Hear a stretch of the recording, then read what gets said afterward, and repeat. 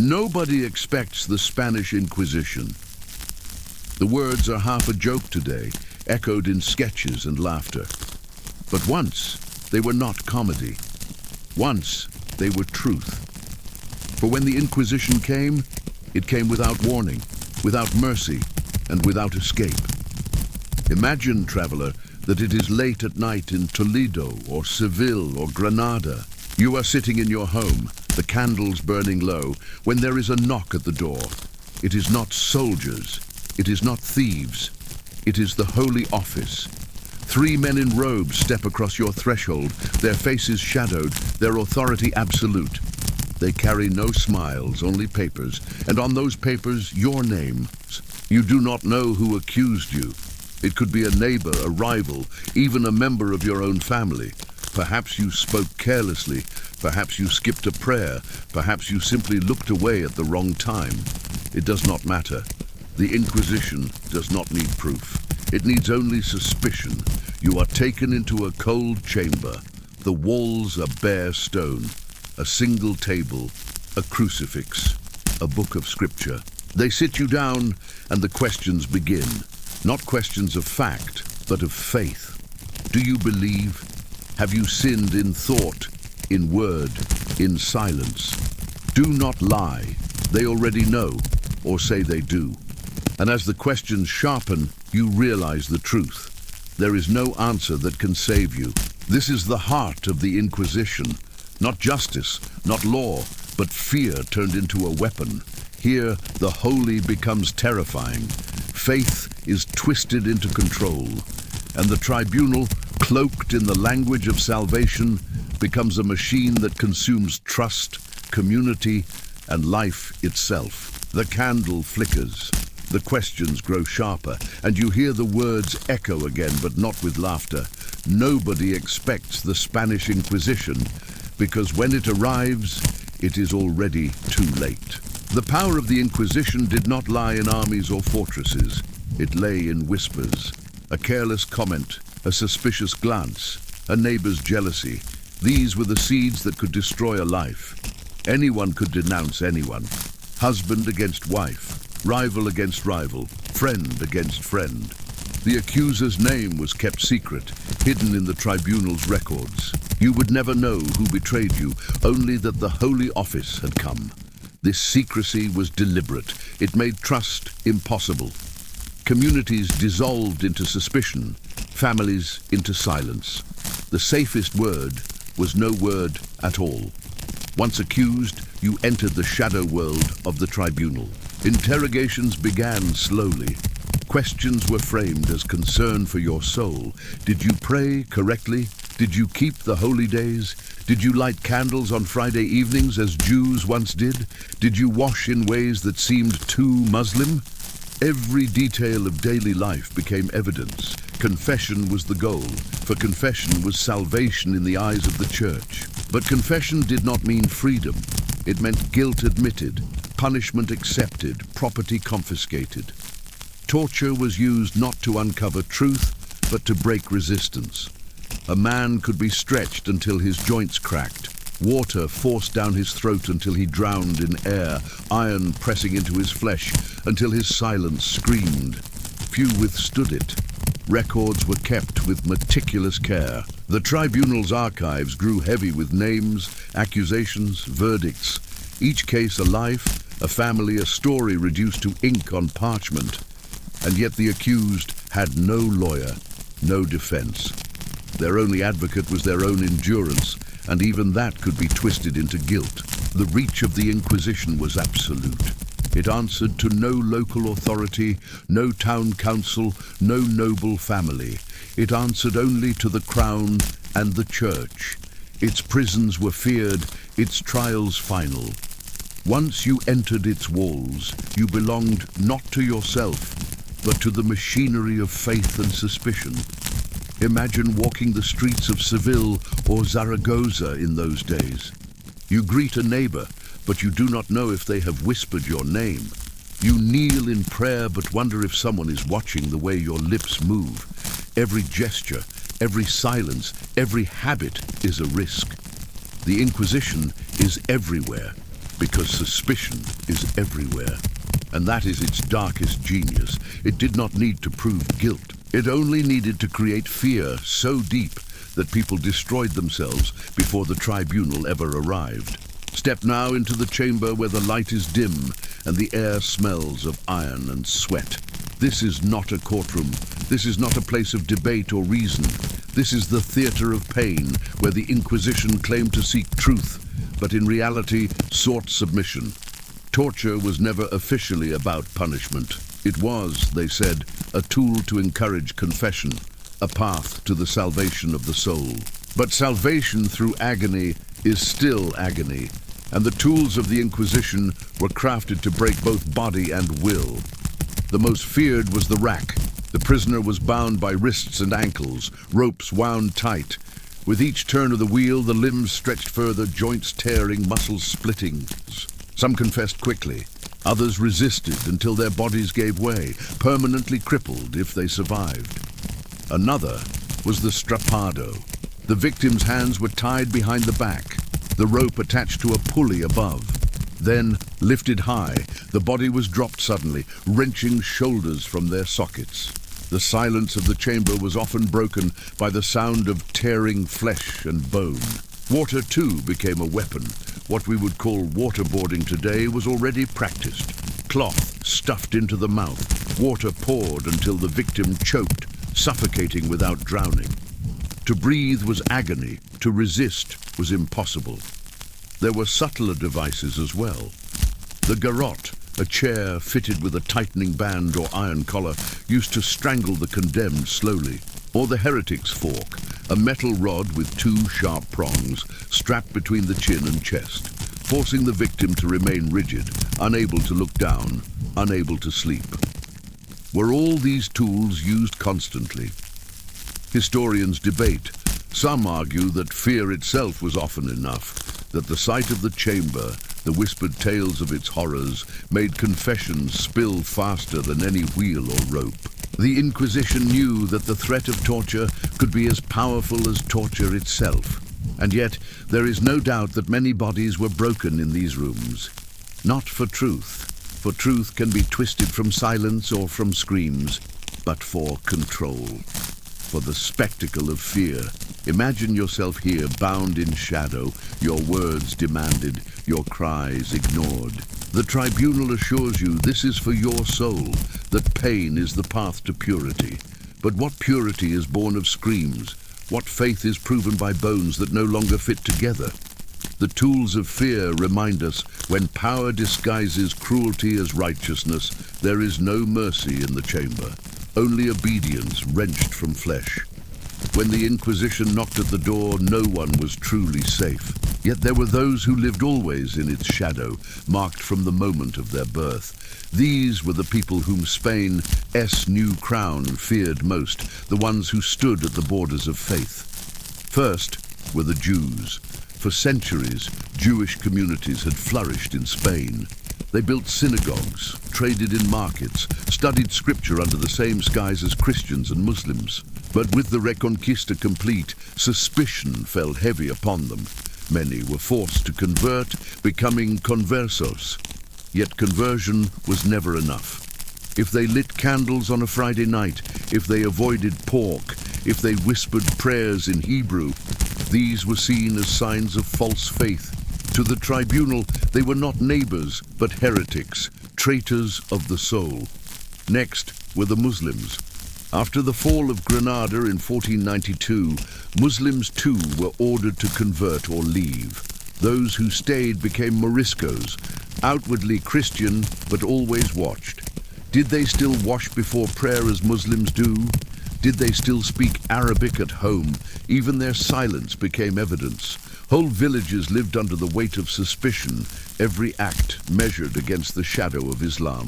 Later, as Europe tore itself apart in the Reformation, Protestants also fell under the gaze of the Inquisition.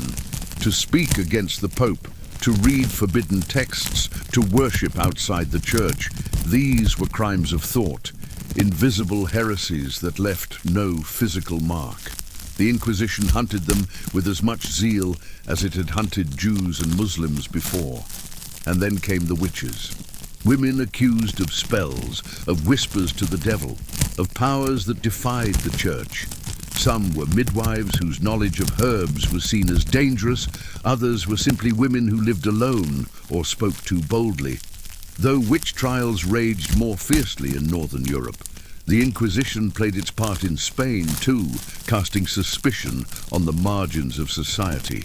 But the accused were not only those of different faiths or strange beliefs. Anyone could fall. A careless word spoken in anger, a neighbor's grudge, a rival's ambition, these could all become charges. To be accused was not about what you had done, but what others feared you might be. Imagine the faces: a Jewish merchant clutching his child as he is led to the tribunal, a Muslim farmer dragged from his fields, a woman trembling as whispers of witchcraft spread. Each accused believed they lived ordinary lives. Each found themselves caught in the machinery of fear. The heretics and the accused remind us of the Inquisition's true hunger. It was not faith alone it guarded, but conformity. To be different was to be dangerous. To stand apart was to be guilty. And in a world built on suspicion, innocence was a fragile illusion, shattered with a single knock at the door. The tribunal's work did not end in the shadow of chambers. Its final act was played beneath the open sky, before the eyes of the people, in a spectacle known as the auto da fe, the act of faith. Imagine the streets of Seville or Valladolid at dawn.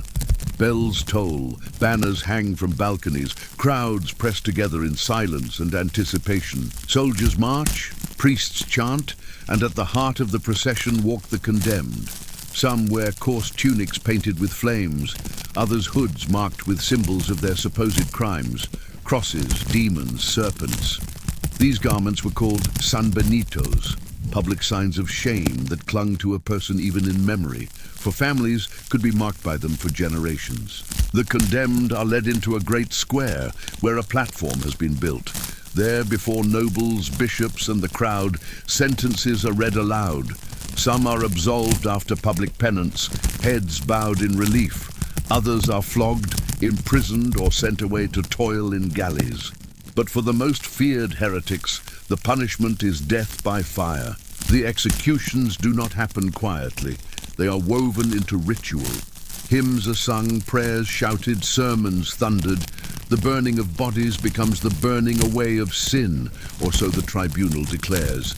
The people cheer or tremble or cross themselves in fear. For them, the auto da fe is both warning and reassurance.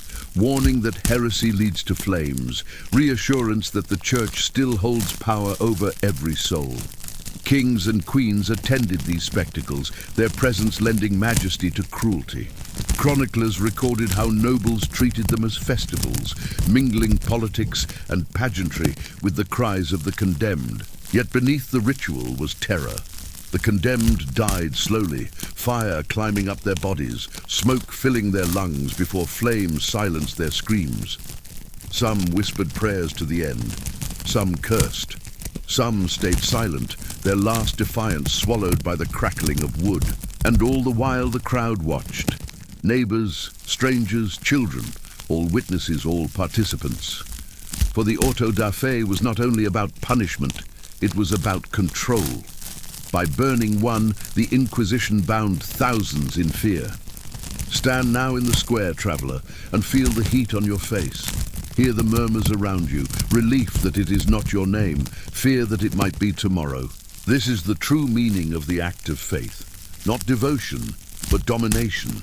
Not salvation, but submission, written in smoke against the sky. When we speak of the Spanish Inquisition, we speak of shadows.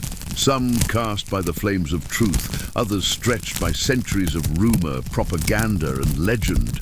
To separate the two is not easy, for the Inquisition itself thrived on secrecy, and its enemies thrived on exaggeration. In popular imagination, the Inquisition is a furnace that devoured millions. Dark-robed priests stalking every street, endless pyres filling the skies with smoke. And yet, when historians dig into the records, the numbers tell a different story. From its foundation in 1478 until its decline in the 18th century, perhaps 150,000 people were tried by the Spanish Inquisition. Of these, around 3,000 to 5,000 were executed. Terrible still, but far fewer than the legends suggest. For comparison, witch hunts in Germany and Switzerland alone burned tens of thousands in the same centuries. In this grim ledger of European cruelty, Spain was not alone, nor always the worst. Why then does the Inquisition loom so large in memory? Because it became a weapon in another war, the war of propaganda. Protestant nations, locked in conflict with Catholic Spain, painted the Inquisition as proof of Rome's savagery. Pamphlets and engravings spread across Europe, showing prisoners mangled by fantastical devices, flames consuming whole cities, priests as demons in human form. To some extent, the Inquisition's image became larger than its reality. But myth does not erase truth. Thousands did burn. Thousands more were imprisoned, tortured, humiliated, stripped of property and reputation. Entire communities of Jews and Muslims were shattered, their culture erased from Spain's soil. The fear that the Inquisition spread was not measured only in executions, but in silence, generations who dared not speak, pray, or remember their ancestors openly. And the secrecy of the tribunal helped myths flourish. Its records were locked away, its procedures cloaked in ritual, its judgments unquestioned. In the absence of light, imagination filled the void, and the Inquisition became a monster both real and exaggerated. So when you hear tales of Iron Maidens, of endless rivers of blood, remember, much was myth. But myths live because they hold truth at their core. The Inquisition may not have slaughtered millions, but it did something perhaps more lasting. It turned suspicion into a way of life, and fear into a permanent stain on a nation's soul. The myth and the reality walk together, bound by fire, and both still whisper through history's corridors, shaping how we remember faith, power, and cruelty. Though it was born in Spain, the Inquisition did not stay within Iberia's borders. Like a creeping shadow, it stretched across kingdoms, colonies, and centuries, adapting its face, but never its purpose. Wherever it went, fear followed. First came Portugal. Inspired by Spain's model, King Juan III established his own Inquisition in 1536. Its targets were much the same. Jews forced to convert, Muslims watched for hidden prayers, Protestants accused of heresy. In Lisbon, auto da fe filled the squares just as in Seville. The Portuguese Inquisition grew notorious for its zeal, its flames reaching as far as Goa in India and Brazil in the New World. No ocean could shield the accused from its grasp. Italy, too, bore its weight. The Roman Inquisition was established by the Pope in 1542, a direct arm of the Catholic Church. Here, the focus shifted, less on Jews and Muslims, more on controlling ideas. Heretical books were banned, censored, or burned. Scholars were silenced. Scientists watched carefully. It was the Roman Inquisition that summoned Galileo Galilei, forcing him to recant his belief that the earth moved around the sun. Not blood on the sand, but silence in the mind. Beyond Europe, the shadow crossed the Atlantic. In Spain's colonies, from Mexico to Peru, tribunals followed settlers across oceans. Inquisitors pursued converted indigenous people, Afro-descendants, and settlers accused of superstition, witchcraft, or false belief. Entire cultures were reshaped under the gaze of the Holy Office. The auto da fe, once confined to Iberia, now flared in plazas of the New World. Everywhere it spread, the pattern was the same: secrecy, accusation, confession, fear. The Inquisition adapted to local needs, sometimes more brutal, sometimes more subtle. In Portugal, it clung to power until the 19th century. In Rome, it left behind censored libraries and silenced voices. In the Americas, it left scars that mingled with conquest and slavery, deepening wounds already cut by empire. What is most chilling is not only the cruelty, but the persistence. For centuries across continents, the Inquisition endured.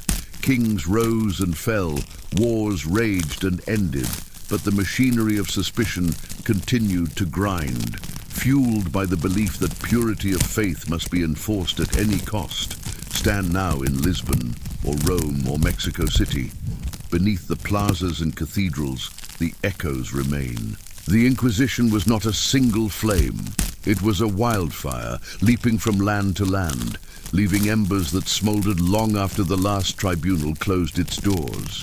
Even the darkest institutions cannot last forever. The Spanish Inquisition, born in fire and fear, eventually met its end, not with a sudden blow, but with the slow unraveling of centuries. Its decline tells us as much about the world that followed as its terror tells us about the age that birthed it. By the 17th century, the Inquisition had already begun to fade in power.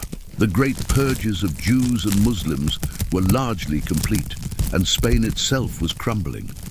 Once the strongest empire in Europe, its wealth drained in endless wars, its colonies restless, its people weary. The tribunal still sat in judgment, but it was less a sword and more a shadow, feared but no longer almighty.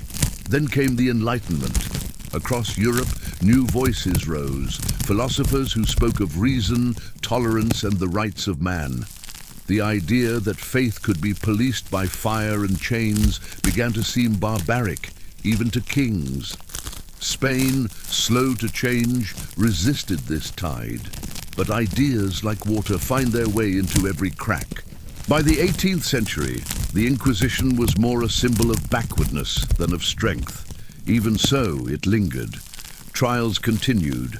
Books were censored. Whispers of heresy still punished. Yet, the flame was dimming. Napoleon's invasion of Spain in the early 19th century nearly extinguished it. Liberal revolutions chipped away at its foundations. And finally, in 1834, Queen Isabella II signed the decree that abolished the Inquisition once and for all. After more than 350 years, the Holy Office closed its doors. But though the institution died, its legacy lived on. The fear it sowed outlasted the fires. Families carried the stigma of San Benito's, the garments of shame, across generations. Jewish and Muslim heritage, once vibrant in Spain, was reduced to whispers, nearly erased. The archives of the Inquisition, filled with names and accusations, became ghostly records of lives consumed by suspicion. And in memory, the Inquisition grew larger than it ever was, in fact.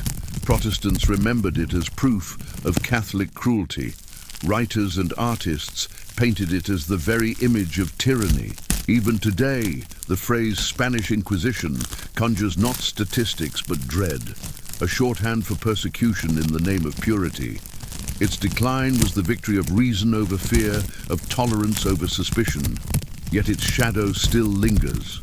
For whenever we judge, silence, or persecute in the name of belief, political, religious, or otherwise, the ghost of the Inquisition stirs. The decline of the Inquisition reminds us of this truth. Institutions die, but the temptations that created them never fully vanish. Traveler, the fire has burned out.